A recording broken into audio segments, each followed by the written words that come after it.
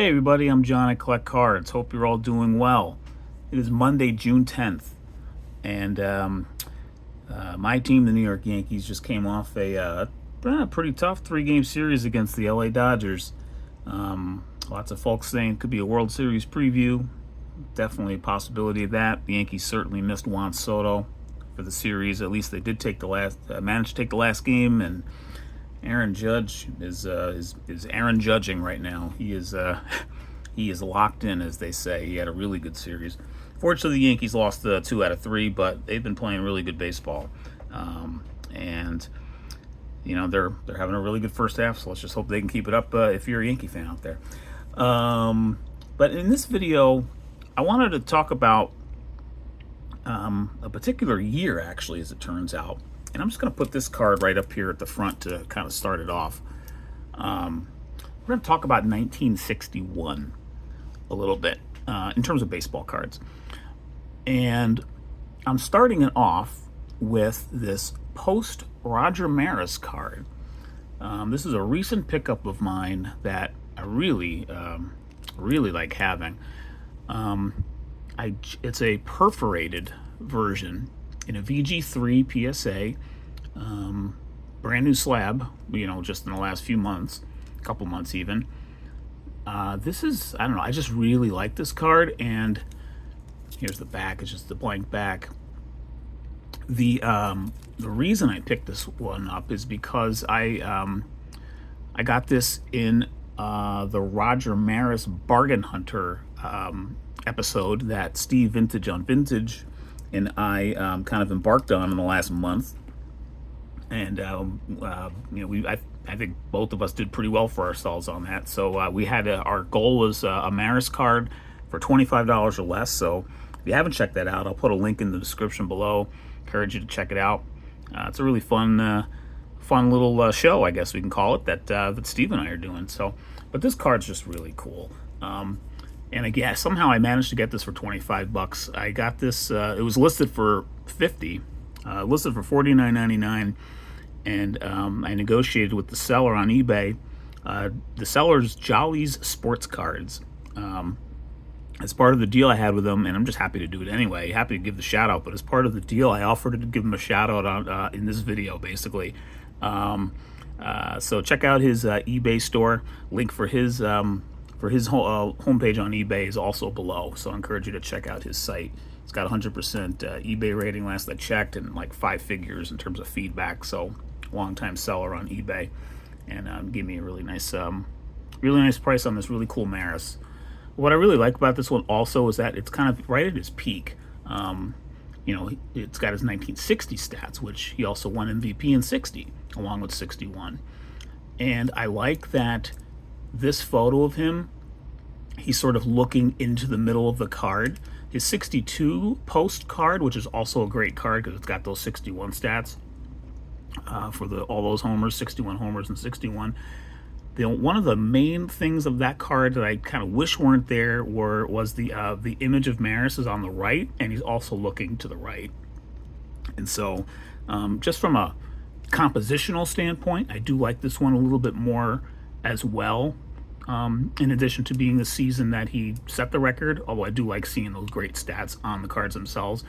One other thing I want to mention about this card, and then I'm going to move on to the main part of this video, is that I think, I don't know if it's true or not, but this was, I think, the first of, only 3 years that posted cards, at least in the 60s. They did 61, 62, 63, and like this card, like, to me, it's evocative of 1960 Topps, with the horizontal and kind of like the dividing into 3 kind of sectors on the card.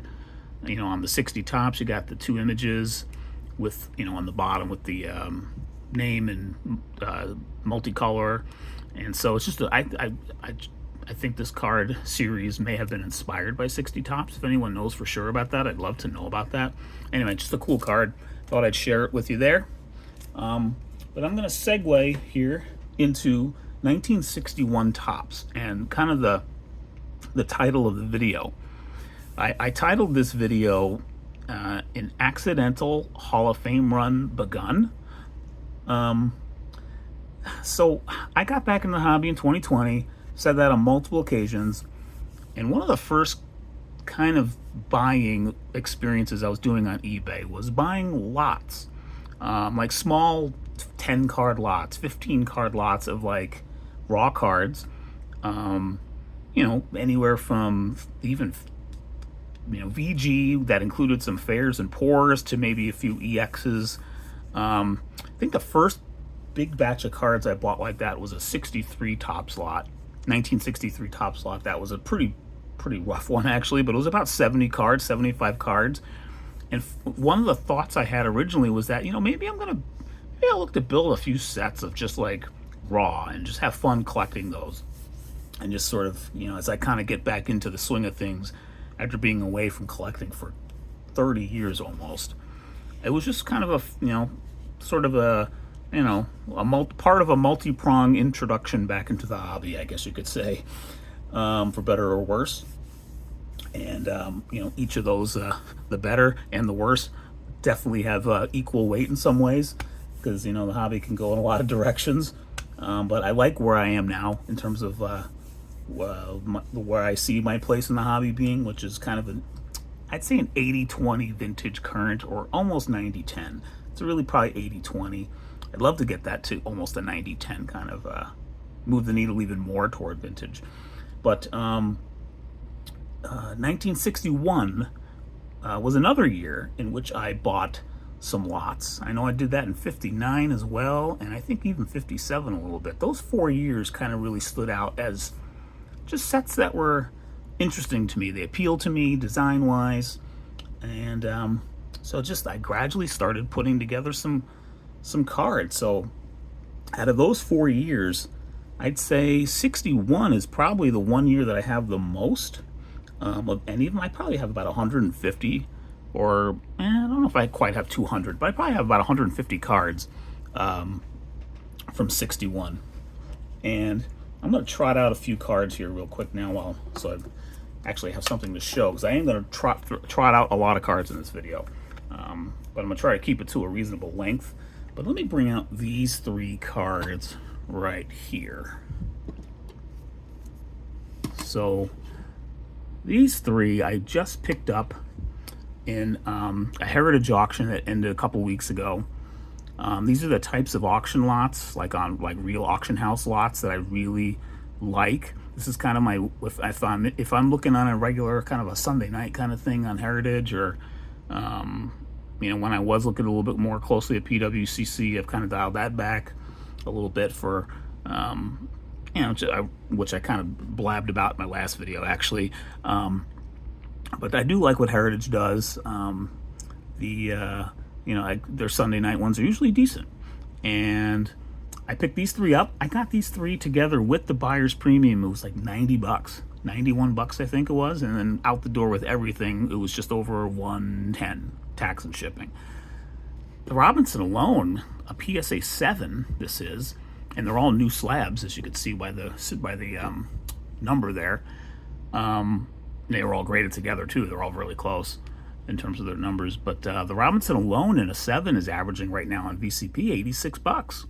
So I got a great deal on these. I mean, these 2 are $15 to $20 cards, which but still, in the end, this is the type of buy that I like to do. If I'm out the door, tax and shipping right about even, or even a little bit, still even like a $1 to $5 ahead of what averaging for these 3, to me, that's just a fun little thing for 3 great cards, especially this Robinson. I really like having this one.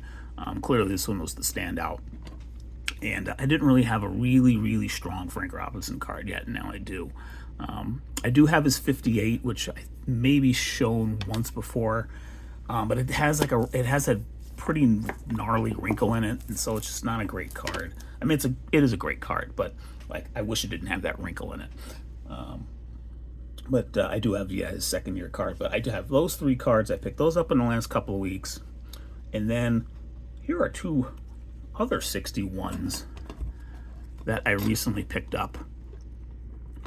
We've got a Roberto Clemente and 1960 National League batting leaders that features both Clemente and Willie Mays.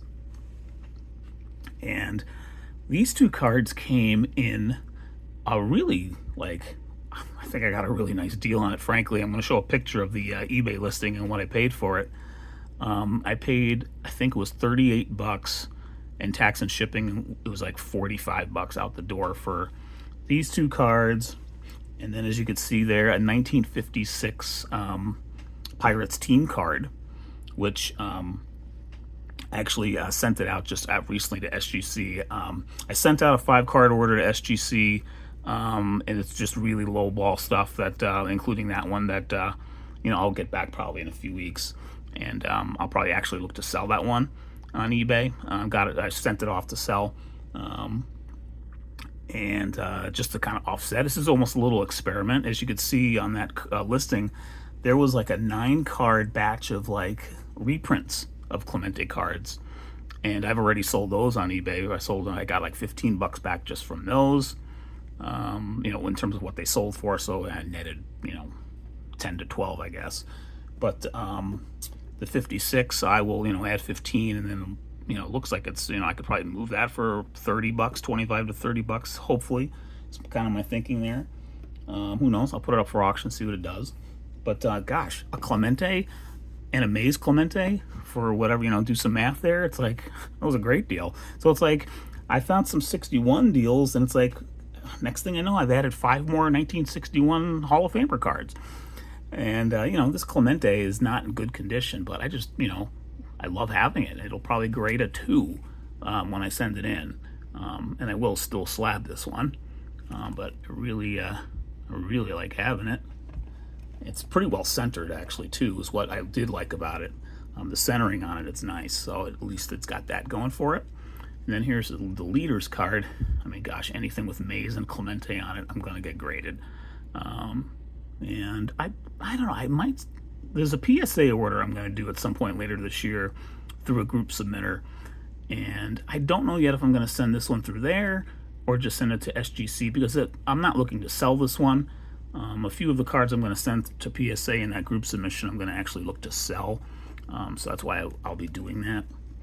But wanted to share those two there. So, I mean, those 5 1961s I've picked up in just the last month.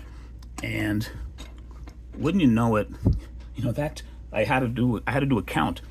That actually brings me to my Hall of Famer total of 1961 Topps cards that just basically I kind of accrued a little bit here and there, and then I have graded several and bought some slabbed, but I've also just I have, as you'll see, about a dozen that are ungraded.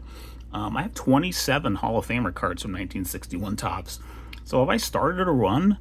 I don't think so, but I just, the thought of it's kind of fun to think about. I mean, the thing with 61, there are so many Hall of Famer cards. There are, according to the current checklist that I found, 85.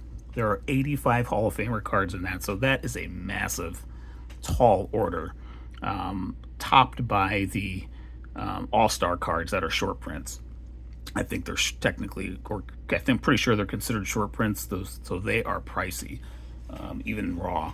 So to undertake something like that would probably be a very difficult task, but it's something that I will not be actively looking to do. But there's something about the 61 set that I just kind of like. I don't know what. It's just, some people say it's boring, but I don't know. There's just something about them that I just kind of like. I kind of like the colors, but like they're subtle. I like it when the photograph actually has a chance to be like the primary attention grabber of the card, where kind of the colors and the text kind of supports the photo for the whole of the card. And so I think that maybe is what draws me a little bit. I mean, there are some sets that have exceptions to that, like, although I don't know, I mean, even I was thinking 54 Topps because they have all those colored backgrounds, but gosh, the portrait and the action shot, the photography still probably outweighs the rest of the card in terms of design. But anyway, let me get back to 61. So I mean, see, here are 3 cards there. I've got those 3 that are raw, and then I've got here are 3 more Hall of Famers who are currently raw that I have.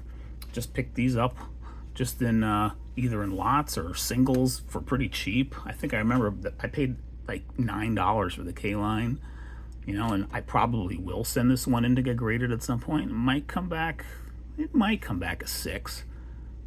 It should come back at least a 5. Pretty nice one there.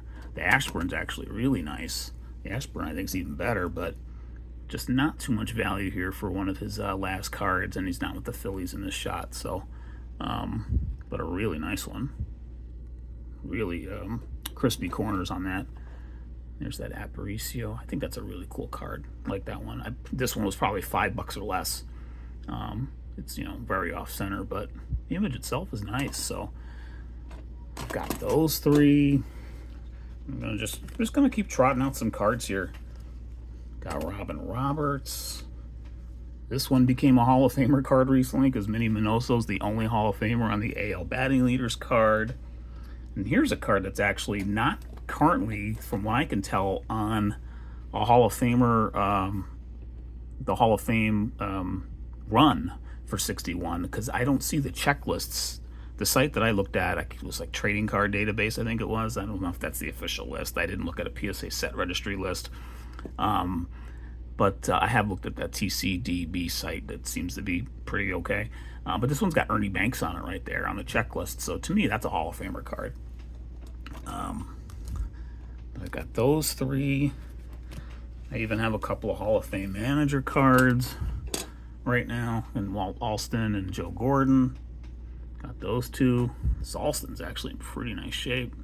Won't grade either one. They're both in very nice shape, actually. But so, I mean, if this was something I were to ever look to actually, you know, not focus on, but maybe seriously think about picking away at, it would definitely be a mix of graded and raw. I would definitely keep a lot of these still in the raw state, but a few of the raw ones I just shared, I might actually grade. Let me trot out the slabbed ones I have still, and I'll try to do this fairly quickly because I know I'm already at 17 minutes. But again, just taking a moment to a video here to share some cards. And you know, here one thought about what makes me you know, entertain the thought about the run is that I have all 3 main rookies, starting with Juan Marichal. I've got Ron Santo. I've got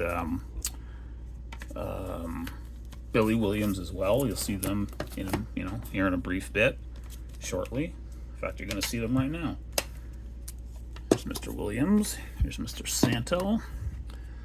You know, there's also several of these in the Hall of Fame run too, which I really like. I really like the MVP subset in 61 Topps. I think they're really cool. But I've picked just both of these up this year. Had the Campanella since 2020 when I got back in. I remember picking, this was one of my first kind of slabbed cards I actually bought, was that Campanella. So I got them. And I think those are the rest of my PSAs that I have currently. The rest of these are going to be SGC cards. I mean, you know, I've got the Mantle. I've got the Maze. You know, they're not great, the Maze especially, but, you know, they're 3s. It's pretty neat. There's Sandy Koufax. It's in a pretty decent 5. Now, there are several big names I still don't have in terms of their base cards. Hank Aaron I don't have. I don't have Ernie Banks. I don't have Yogi Berra, though I do have that card of his from the MVPs. And there's Willie McCovey there. And that might be all of them, actually. There's one more card that I need to fish out of here, so hang on one sec. All right, here's that last card here that I realized I had in my autograph box. I've got a Bill Mazeroski from 61 autographed. So it might be 28 cards, actually, that I have in all for the run. But again, I'll leave it here at the end as I wrap up. But actually, you know what? Let me swap. I'll take Mr. McCovey out here. I'll take Maz out. Let's put the Mick. Let's put the Mick and Maze back up here. We'll take Vera out. We'll put Sandy back in. We'll end with these 3 here. I just thought I'd take a little bit here and just, you know, I realized I had a good number of Hall of Fame cards from a set that I wasn't planning to actually do a run off of them. Like, it makes you wonder, is it worth you know, just keep it in the back of your mind and picking away at something. Maybe I'll look to get all the base cards of all the Hall of Famers. I also need Killebrew. I don't have him yet. So between Aaron and Banks and Killebrew, there are probably a couple of other ones still out there that Musial. I don't have the 61 Musial either. Got to get that one. So there are definitely some not small ones to still get, but gosh, I've got a roster's full already. So anyway, just thought I'd take a moment there, share a few cards. I'm going to wrap up this video now. If you stayed with me the whole time, thanks very much for that. This might be the last video I'm going to be doing for a few days at least. I'm actually having some oral surgery done here tomorrow, and so it's probably going to be a little bit until I get another video out. But I'll definitely be watching and commenting and all that stuff. So thanks again, everyone, for watching, and I will see you on the next one. Take care.